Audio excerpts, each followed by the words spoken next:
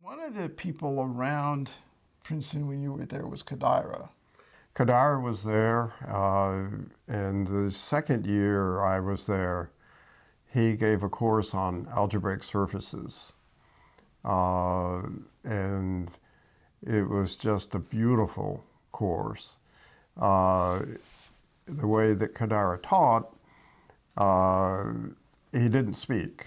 He just wrote on the board in this beautiful handwriting. And this room had 3 or 4 boards, and he would fill them up and then go back. And it was clear, succinct. You know, it was really, it was a wonderful course. And I remember toward the end, Grauert had discovered an algebraic surface, an elliptic surface, that had an infinite number of exceptional curves of the first kind. Oh.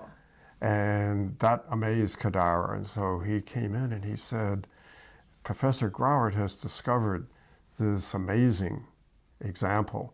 And he starts drawing these infinite number of curves all the way around the room. So, How did he and Spencer start their collaboration? I think it was in the late 40s when Kodaira came, and Kodaira was then working on harmonic integrals, was coming out of Hodge's work, and you know, both of them somewhat under the influence of Hermann Weyl, certainly Kodaira.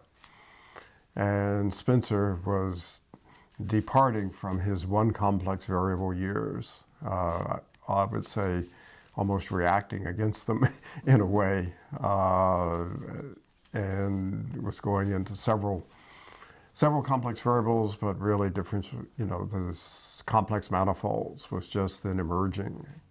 And I think he and Kodaira began their collaboration, I think the early 50s, and it was a wonderful collaboration, complementary ways of looking at mathematics, complementary, you know, insights. It was a fabulous partnership. So I remember after I looked at some of your papers, looking back at some of their work to kind of understand some of the things I needed. And at least to me, it was striking that the notation was very similar. I mean, that you would, you know, at least been influenced notationally by what they had done. And it made me feel very much at home when I read their work.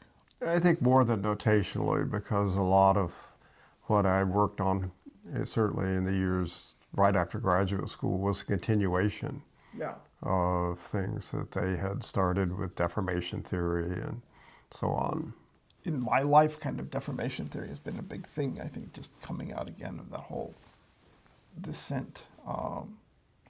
So my recollection is that Kodaira was not sort of as appreciated at Princeton as he might have been. You know, he was not a good undergraduate teacher. And I think Princeton, as you know, the culture is still more oriented toward the undergraduates probably than some of the other universities. The graduate school is smaller in size, proportional to the undergraduates. So Kodaira was a research professor there, or had a research position, but not a regular one. And so he departed for Hopkins. And I think Spencer felt very badly about that, and was probably upset, certainly. So he then departed for Stanford, and Kodaira then followed him there.